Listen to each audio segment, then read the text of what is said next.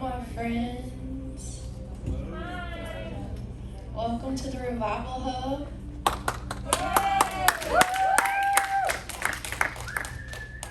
I've heard one pastor who goes, welcome to the living room. I'm like, that's actually pretty cool. Oh, that's loud, guys. A little loud. All right. So, as you know, I'm not Grady, in case you couldn't tell. A little difference in us. But Grady is in Fort Smith, is actually probably preaching right now, giving a word. Yeah, their service started at 3:30, not ours. So he left out like right after lunch to head up there. This was something that even when we were in Africa, he felt like the Lord had a word for that church. And he's good friends with Jamie Mott, and so he called him up. This is when they said it. So anyhow, that's where he is. So we are here. And Matt is here. Y'all know Matt. I don't have to really do an introduction, I don't think, but he's not coming up right now, but in a little bit. But anyhow, Matt always brings a word from the Lord. And here's the great thing about it. Like everybody that Grady feels led to bring in, God's leading with the word for the hub, right? A right now word. And we really need to be careful that we aren't just hearers of the word, but that we are doers of the word. And really for the last couple of years, the word has come forth with knowing what bride you're called to marry. And some are listening and responding, and some are not. And so there's a few cautions. I even felt like the Lord was speaking even this morning. You know, this is a season of reset. If you've been here for any length of time, you know that this has been a season of reset. And so one of the things I kept hearing, if I can get everyone listening, because I do feel like it's a word from the Lord, and I feel like we need to be attentive to what he's saying.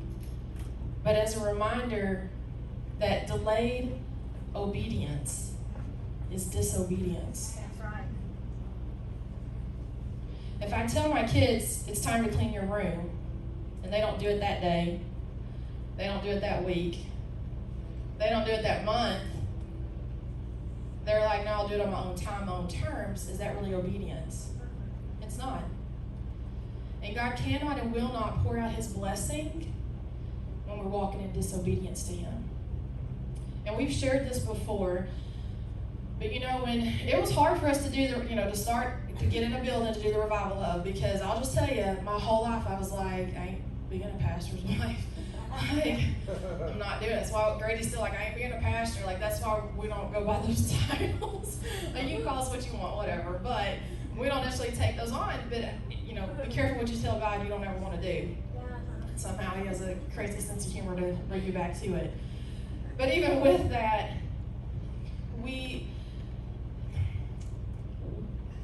God was gracious to us, even in those seasons when we were not fully obedient to him.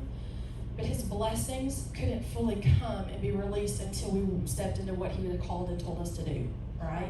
We've told you before that even with our business, we were doing great. I don't want it to sound like it was bad. It was really good. But when I marked back when our business really stepped forward, I marked it back and I told Grady like a couple months later, I'm like, do you realize when things started taking off in our business? And he said, when? I said, that night we were laying in bed and you said, Jaclyn, I got to tell you something. I can't get away from this. We have to get a building.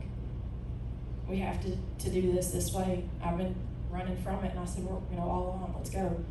It's from that moment that things made a turnaround, because God's blessings can really be released because we were obedient to his word.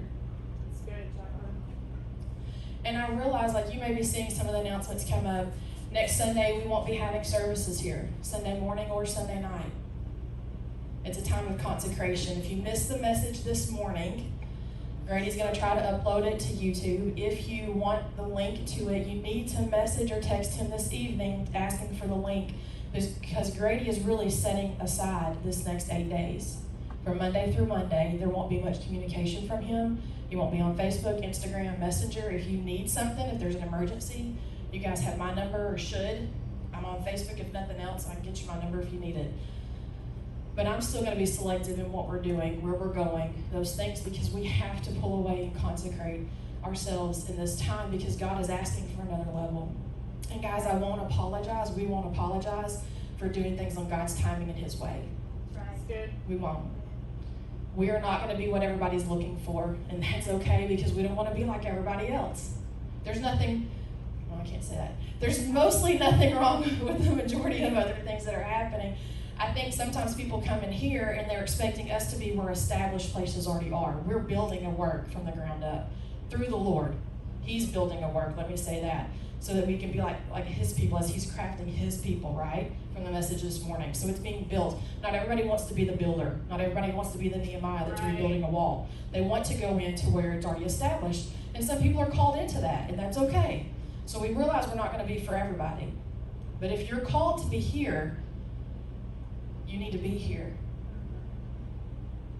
That means in your time, in your prayers, you need to be here. Yes. With your tithing, you need to be here.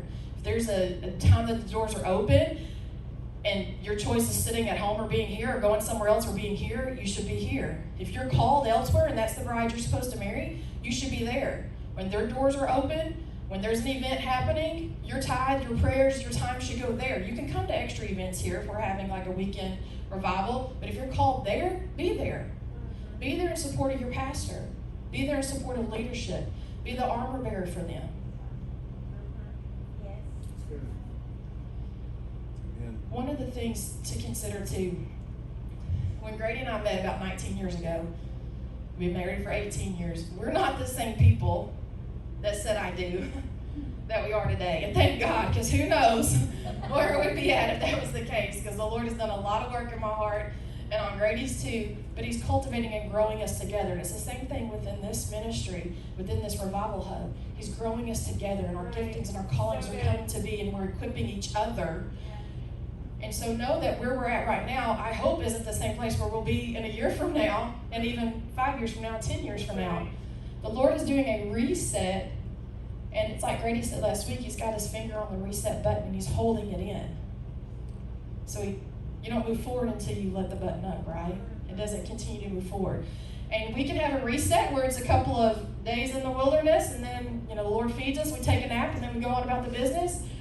Or we can have a reset like the Israelites for 40 stinking years in the desert.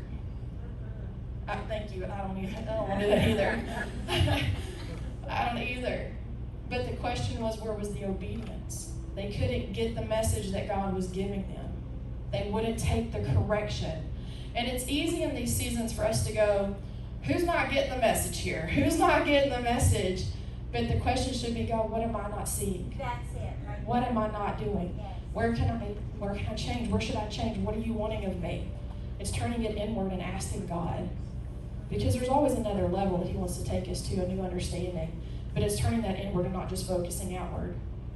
We're not in competition with other churches. Right. We're not. We're all the body of Christ. That's right. Right. Yes. Everyone has a different function. My hands don't look like my feet, thank God. They have different functions. My ears don't look like my nose. Why? They have different functions, but they're all part of the body. So it's not a competition, but those that are called here, let's make sure we're listening to what God has to say. So good, Jaclyn.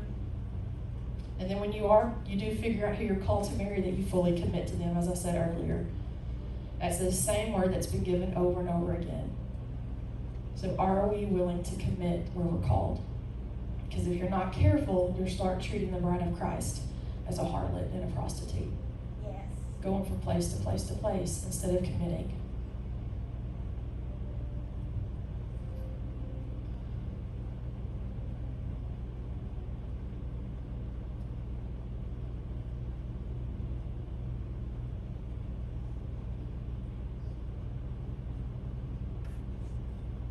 So all that to say, during this time of reset, let's really take time to consecrate ourselves unto God.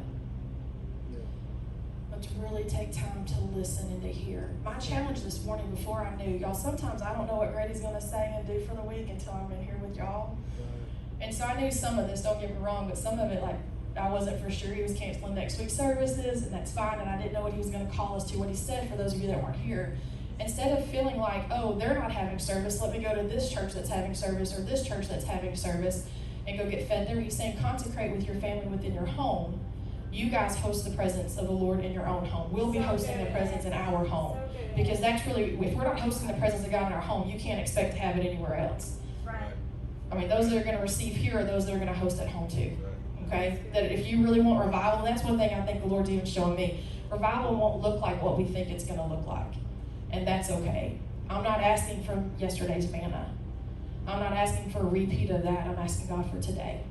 What are you going to give me today? So I was actually going to suggest this week even, set a date with yourself. If you have to pull your phone out and put it on your calendar right now, make it a rock in your schedule that's unmovable so that you take time to even go back and listen to some of the messages that Grady's already preached in this season anyhow. They're not all uploaded. He's working on it. Y'all don't realize how long that takes to get those messages uploaded. But a lot of them are. I think he has the Pride message up there. I think the Reset message is already uploaded. The one from this morning will be uploaded soon. Like, take a time to go back and listen. Because God has a word, and if we miss it, you can't move forward. Now, the rest of us might go. We don't want anybody left behind. We don't want anybody lagging. We want to move on together. And God's not letting that button up until we get some things settled.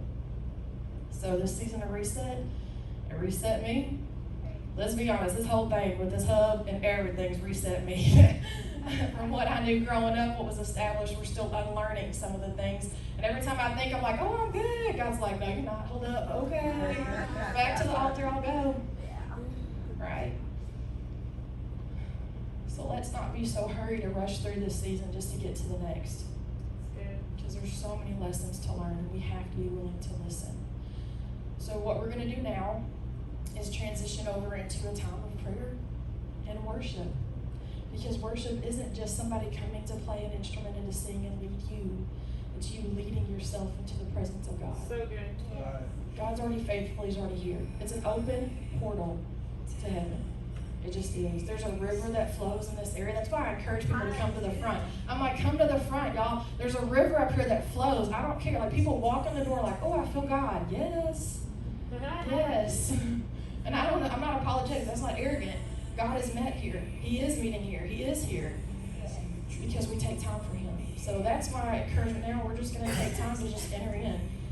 Let your heart connect to his. It's not you talking. Don't be Martha when you come at his feet. Be Mary. The time for Martha was before you came in here to do all the works that you needed to do. Right now it's time to come in and receive. And to sit at his feet and to just be with him. So let's just take time to